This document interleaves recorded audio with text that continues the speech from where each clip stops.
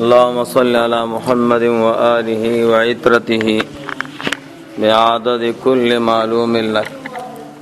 اللهم صل على محمد وعلى آل محمد كما صليت على إبراهيم وعلى آل إبراهيم إنك حميد مجيد.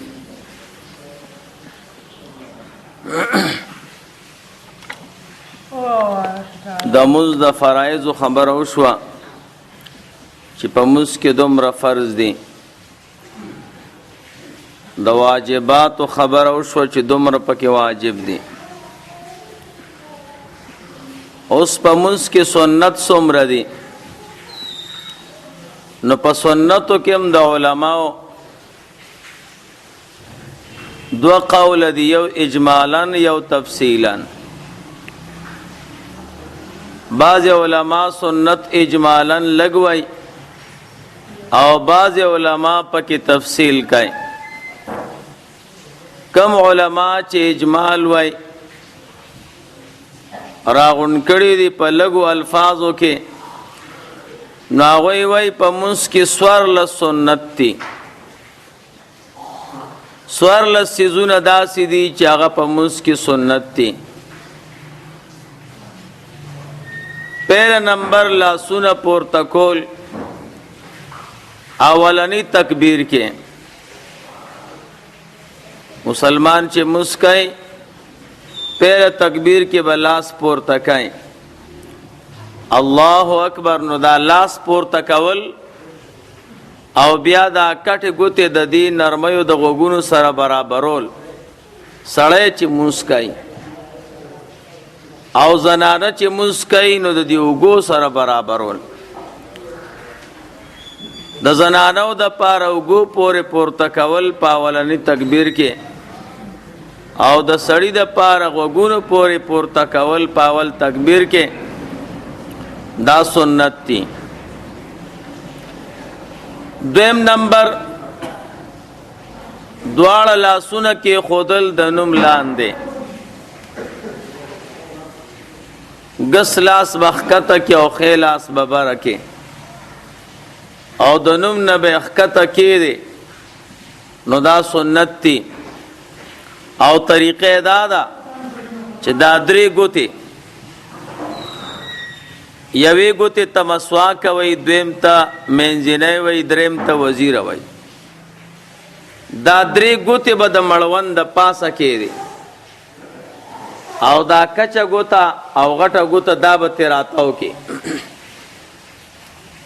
داسې طریقه باندې د نوم نه لاندې لاس کې خودل دا سنت دي. دریم نمبر سبحانک اللهم ویل سنت دي. امام بهم وی او مقتدی بهم وی، څوک چې امام پسې ولاړ هغه بهم وی. سلورم نمبر اعوذ بالله ویل او پنځم نمبر بسم الله ویل. خدا اعوذ بالله و بسم الله به هغه سړی وی چې څوک قرات کوي، څوک چې سورت فاتحه وی. تاسو ته مې سحر ویلو امام به سورت فاتحه وی، څوک چې ځان لمونځ کوي هغه به سورت فاتحه وی، او چې څوک مقتدی وي نو هغه باندې سورت فاتحه نشته، نو چې سورت فاتحه او قرات په نشته نو اعوذ بالله بسم الله بم نه وای. امام پسې چې څوک ولاړی صرف سبحانک اللهم بوي، نه اعوذ بالله وای نه بسم الله وای. اعوذ بالله بسم الله پاغه چادا چې څوک قرات وای او هغه امام دی او ځان لمونځ کوونکی. شپږم نمبر امین ویل دی. امام بم امین وی، مقتدی بم وی، څوک چې ځان لمونځ کوي هغه بم وی. وم نمبر سمع الله لمن حمده ویل دی. او اتم نمبر ربنا لك الحمد ویل دی. نو امام با سمع الله لمن حمده وی او مقتدی با ربنا لك الحمد وی. نو مقتدی با صرف ربنا لك الحمد وی، امام بسمع الله لمن حمده هم وای او ربنا ولک الحمد هم وای.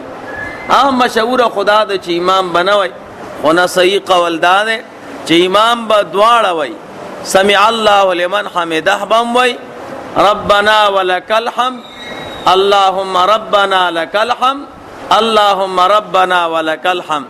دا درې روایت راغلي او چې څوک ځان لمونځ کوي نو هغه به هم دواړه وای. نهم نمبر رکوع کی تسبیح ویل سبحان ربی العظیم 3 کرتا. لسم نمبر سجدہ کی تسبیح ویل سبحان ربی الاعلی دا سنت تی. یو لسم نمبر دا اولنی قیدی التحیات للہ والصلوات مانا تشہد ویل تر عبدہ و رسولہ پوری دا سنت تی. دولسم نمبر سنت تشو رکعتون کی سورت فاتحہ ویل الحمدللہ رب العالمین تر وللضالین پوری.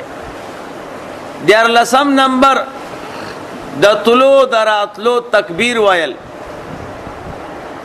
تولاڑ یو رکوع تزین و اللہ اکبر بوے، دا رکوع نا سجدی تزین و اللہ اکبر بوے، دا سجدی نا پاسیگی اللہ اکبر بوے، دوی میں سجدی تزی اللہ اکبر بوے، دا دوی میں سجدی نا پاسیگی اللہ اکبر بوے. دا تکبیرون سنت تی. او سوار لسم نمبر سلام گرزاول خی طرف تا و گس طرف تا السلام علیکم ورحمت اللہ، السلام علیکم ورحمت اللہ. نو عام علماء وی پا مسکی دا غسور لسیزون سنت تی نو دا دی یادول آسان دی نو دا آیات کئی. او بعض علماء پا کی تفصیل کئی ناغوی وی پا مسکی یو 50 سنت تی، یو 50 سنت تی پا مسکی.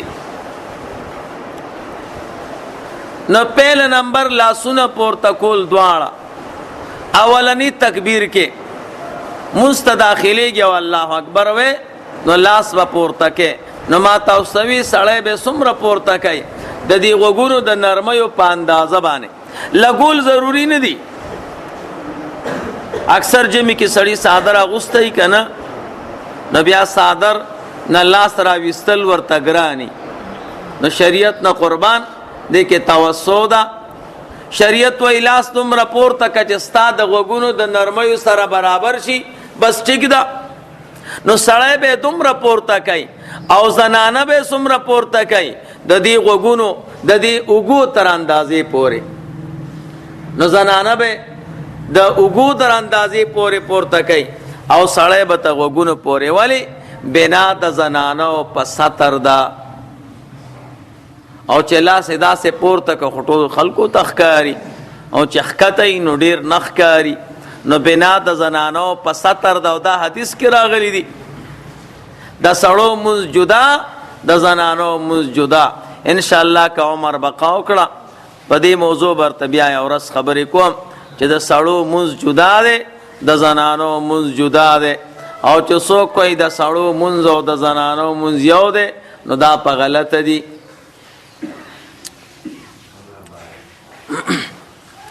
دویم نمبر سنت تا دی گوتی خورول لاس پورته نو دا گوتی بد سر یوزے که نا دا سی خورول لا سی اندازه چی دا یو بل نجودائی دا سنت دی. درم نمبر مقتدی با امام پس متصل اللہ اکبر وائی دا سنت طریقہ دا.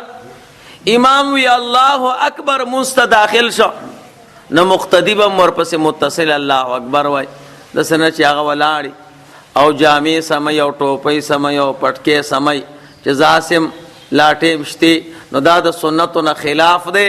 پکار دا دی چې امام پسې متصل مقتدینیت وتړي.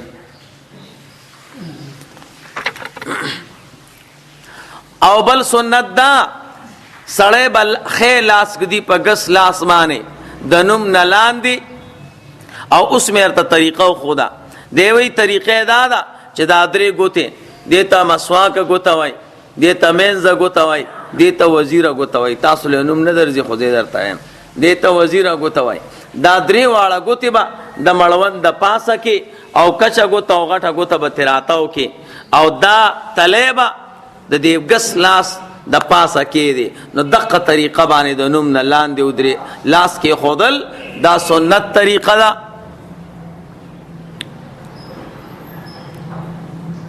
او زنانه چې په مونځ کې نیت تړي نو څنګه به تړي؟ وای لاسونه به په سینه باندې ږدي خو تاوی به یې داسې نه، داسې طریقه باندې. ګورئ دا یو لاس به د دې بل لاس په سنګل باندې کېږي داسې طریقه په سینه باندې. وهابیان خو م لیدلي که دا د زنانو طریقه ده داسې طریقه باندې. ځکه بنا د زنانو په ستر ده نو چې داسې لاس کېږي نو د زنانو سینې او بدن پټ شي او سړی به ښکته ږدي. سړی خو سینې نه لري نو هغې دپاره د ستر مسله نشته. نو دا دویم نمبر فرق دی د سړو او د ښځو په مونځ کې. بل سبحانک اللهم ویل سنت تی او بل اعوذ بالله ویل سنت تی او بل بسم الله ویل سنت تی. په اول د هر رکعت کې رکعت ابتدا کی مانا د سورت فاتحه نه پہله بسم الله ویل او بل امین ویل. امین به وی، امام بم وی، مقتدی بم وی، څوک چې ځان له مونځ کوي هغه بم وی. او بل ربنا ولک الحمد ویل. ما تاسو ته وی امام بم وی او مقتدی بم وی او ځان له مونځ کوونکی بم وی. خو سمع الله ولمن حمده به مقتدی نه وی. او دا امین او دا ربنا ولک الحمد چې مقتدی وی نو د دې پټوالم سنت ته دا په پټه وی په زور به نه وی چې امین. زمونږ علما وی امین دعا ده او دعا الله پاک ته اله محبوبه ده چې په پټه باندې کې چغې به نه وهي. ډېر خلک ما لیدلی دي چې هغه دعا کوي نو په زوره لګیا نو په زوره چې دا د ریا سره مقارنه ده. علما وی دس بکار او دل بیار. لاس به د کار سره ساتي او زړه به د خپل رب سره ساتي. نو په زړه کې دعا کوه، په پټه دعا کوه. ته څه کې ګاونډي له ملګري له ښه دې کې دومره فایده نه. او بل سنت په مونځ کې دا دی چې ته الله اکبر وې نو نیغ به ولاړې، نیغ به ودرېږي نو بیا به الله اکبر پهلنی تکبیر چې دی او بالکل برابري. ما تاسو ته که درته یاد شي یو مسله کړې وه. ډېر خلک داسې کوي چې امام رکوع ته تللی د مونځ کې رکعت کې امام رکوع ته تړی ته د بهر نه راشي نو اکثر خلک الله اکبر په ټیټوالي کې وایي الله اکبر. نو دا یاد ساتئ که د چا سر ټیټو د الله اکبر وي او دویم الله اکبر ورسره ونه وي د مونځ نه کېږي. مسله دا ده چې پهله تکبیر چې وی دا بالکل په ولاړ دې کې به سر ښکته او کوږ وغیره نه وي، نیغ په ولاړ الله اکبر به ووایې بیا به دویم الله اکبر کې ټیټېږي. بل سنت په مونځ کې دا دی چې امام به چې تکبیر وایي نو په زوره به وایي چې مقتدیان یې واوري. بل سنت سمع الله لمن حمده ویل سنت تی. امام به سمع الله لمن حمده وایي. او بل سنت دا دی چې څوک ادریږي په مونځ کې نو دا خپې به یو بل سره جوختی نه، دا به د یو بل نه کولاوی څومره اندازه چې کم از کم دا څلور ګوتې پکې ځایږي. څلور ګوتو په اندازه باندې به دا خپې کولاو ساتي. نو خپې به سړی کولاوی نو حضرات واورېده نو هغوی دومره کولاو کړې چې اوس چې تا سره په مونځ کې ولاړې نو خپې لګئ. حضور وایي چې په مونځ کې ولاړې اوږې به لګئ، دوی په مونځ کې یو بل سره خپې لګئ. نو خپې لګول نشته، اوږې لګول دي. په صف کې به یو بل سره جخت ودرېږي چې شیطان منځ کې لاړ نه شي او چې دومره کوله ودرېږي نو شیطان به خپو په منځ کې لاړ شي. نو مسله دا ده دومره اندازه به ودرېږي چې څومره دا څلور ګوتې دي د دې نه سیوا او نه کم. بل سنت دا دی دا کم صورت چې موږ او تاسو د فاتحې نه پس وایو دا الحمدلله رب العالمین دولت دوالین نبات. نو دغه صورت به کم صورتی؟ نو سنت طریقه دا چې د سحر او د ماسپخین په منځ کې به طوال مفصل وي، او د مازیګر او د ماخستن په منځ کې به اوساط مفصل وي، او د ماخام په منځ کې به قصار مفصل. طوال مفصل دا د سورت سبان والا تر سورت بروج پورې دا اوږده سورتونه دي. نو د سحر په منځ کې او د ماسپخین په ټیم کې به دا وي، او بیا د مازیګر او د ماخستن په منځ کې به اوساط مفصل. دا د سورت بروج نوالا تر سورت لم یکن پورې، لم یکن الذین کفروا 13 سپاره کې، او ماخام کې قصار مفسر دا د سورت لم یکن نوالا تر اخره پورې. نو دا اندازه خدا هغه صورت ته چې سړی په کور کې یو بیمارم په جمع کې نه او د چاکارم نه راغبین وي، او کنه په خلکو تادی اوس دور کې چې منځ دی وګدیږي نو خلک تنګېږي، نو اوس په سپک منځ کې لږ قرت به پکې وي چې خلک په مینه باندې منځ کوي.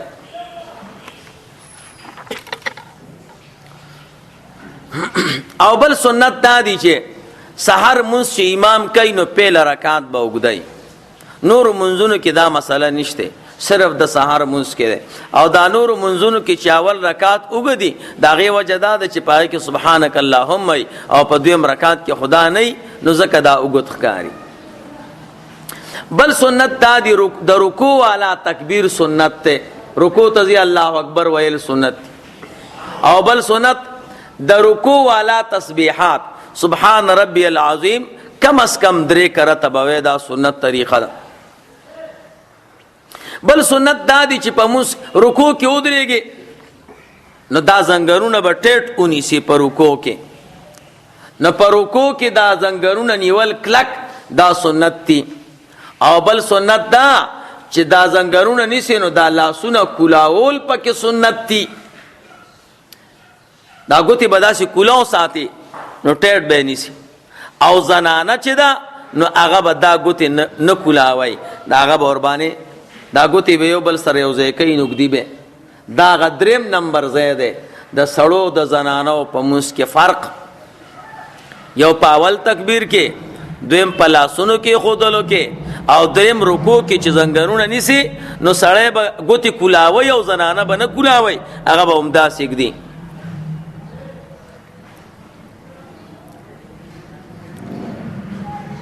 بل سنت دا دی رکوع به داسې کوي چې خپې به یې کلکې ودرولي او سر به د کوناټو سر برابر کړی، نو دا بالکل ملا به برابر، دا سنت طریقه ده.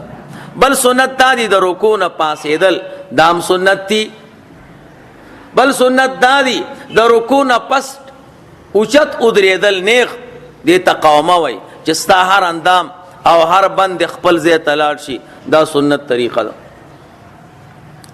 بل دا ده چې سجدې ته ځي د رکعت نه بره نو پیله به زنګرونه ږدي، بعد کې به لاسونه کېدي، دریم ځل باندې به پوزه کېدي، او 4 نمبر باندې به تندی کېدي.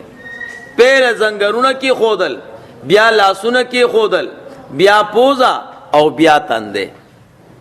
او بیا چې کله د سجدې نه پاسېږي نو اول به تندی اوچته، بیا به پوزه اوچته، بیا به لاسونه اوچته، بیا به زنګرونه اوچته. داسې طریقه باندې پاسېدل او په داسې طریقه باندې سجده کول. بل سنت په منځ کې د سجدې والا تکبیر سنت دی، او دغه رنګې د سجدې نه پورته کېدلو والا تکبیر هم سنت دی. او بل دا سجده به د 2 لاسونو په منځ کې دی، تلو په منځ کې سجده لګول، دا سنت طریقه ده. او بل د سجدې 3 تسبیح ویل، سبحان ربی الاعلی کم از کم چې 3 کرته به وایي، خو 15 کرته دي، 2 کرته دي، 9 کرته دي، خو چې کم از کم د 3 نه کم نه.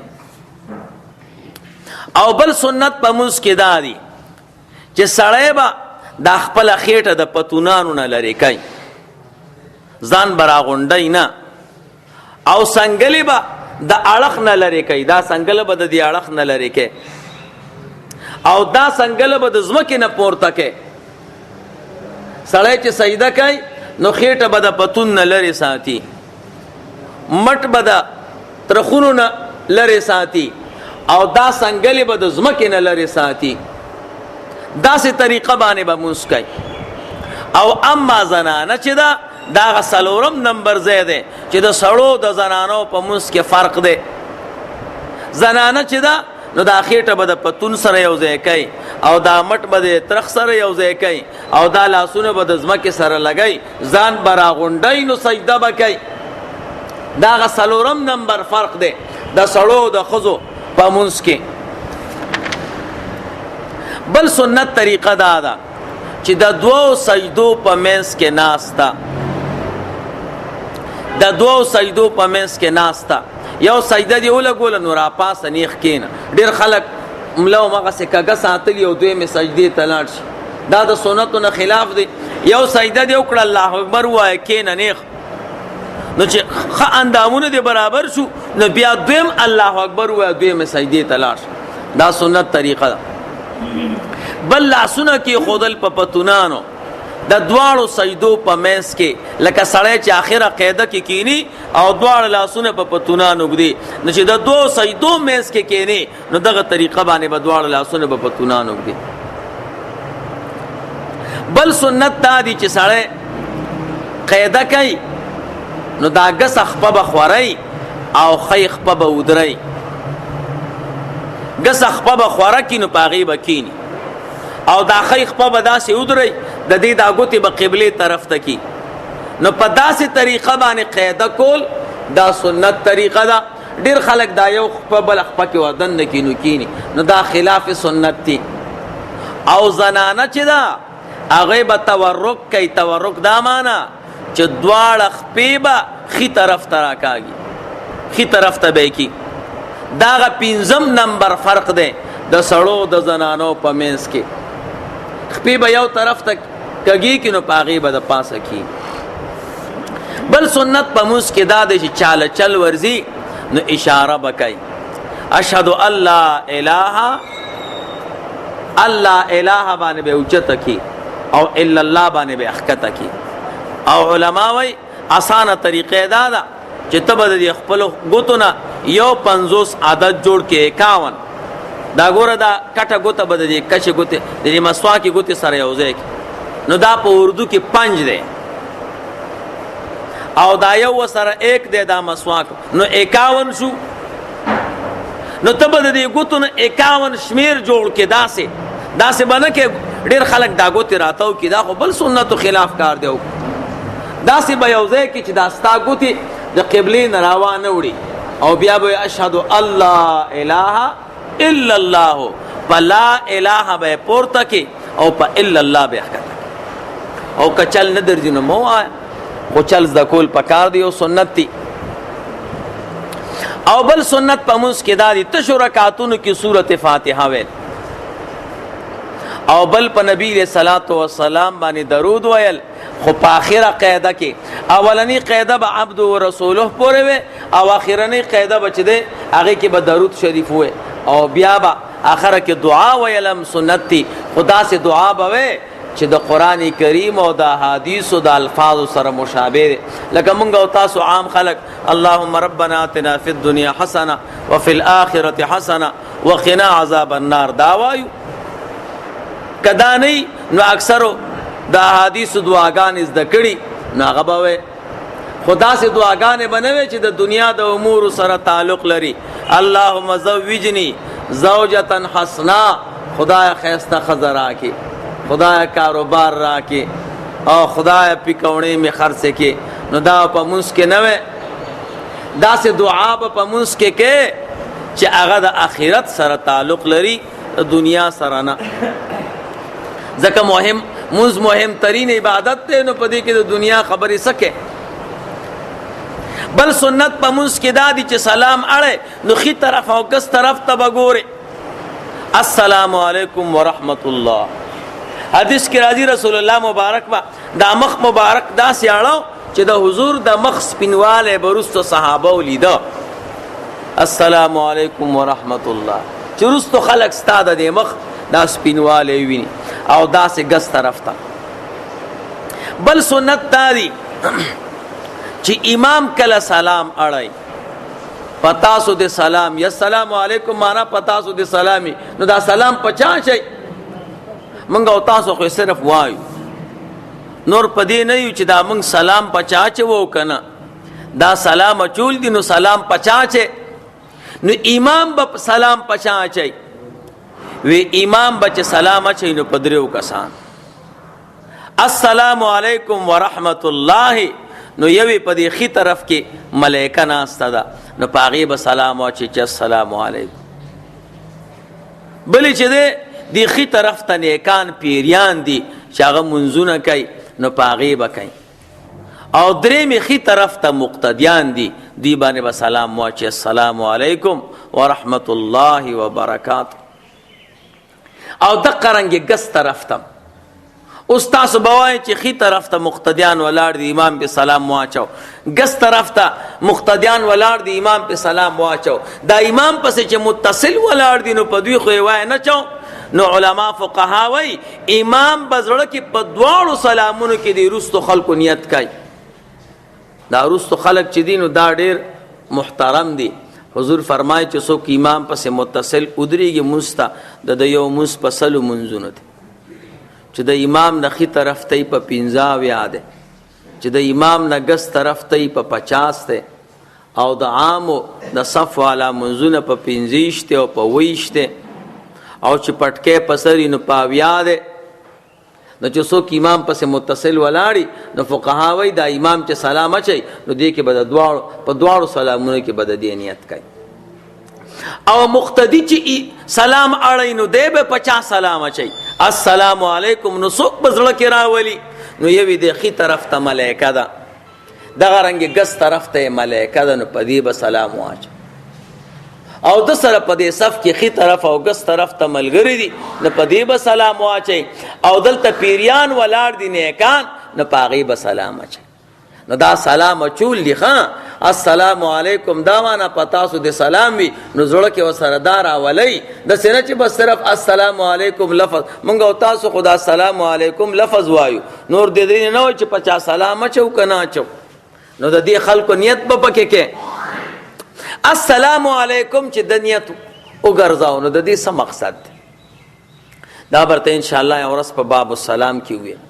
خو دلته دماغو کې خبره یاد ساتئ، سړی چې عبادت وکړي که نه نو د عامو خلکو ته زړه ښه شي، هلکه سړی نیک سړی دی مونځ یې وکړه، سړی نیک سړی دی الله پاک یاد که. د دې دیندارو خلکو نه خلک دومره نه یریږي، وی هلکه ښه سړی دی. نو آخر د مونځ کې سلام راغی څه معنا یا زما ملګرو تاسو ما باندې نیت ښه ګمانو چې د مونځ وکړه دی به ورانی نه کوي، نو همداسې دم السلام علیکم زما د طرف نه ګوره تاسو ټول په امن کې یئ، زما د ژبې او د لاس نه به تاسو ته نقصان نه رسي، بېغمه شئ. څنګه چې ستاسو را باندې ګمان دی معامله هم داسې ده، زه به تاسو ته څه نه ویم. یا السلام علیکم دا معنا یا زما ملګرو ما منځ وکړو ځکه د الله پاک امداد را سره و، تاسو هم زه خپل رب ته سپارم، هغه سلام رب د تاسو سره ملګری، او چې چا سره الله ملګری نو دنیا او د آخرت مزې به ورته ملاویږي که نه. د سلام دا معنا ده.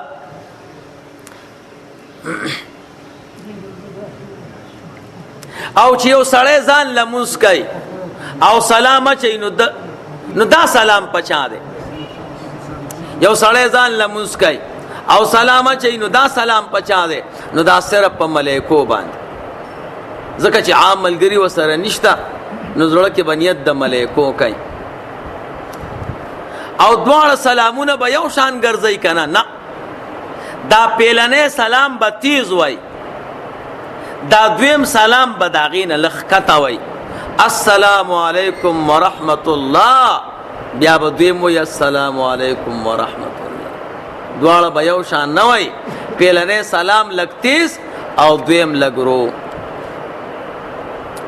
بل سنت تا دی چې مقتدی به د امام د سلام سره متصل سلام اړی.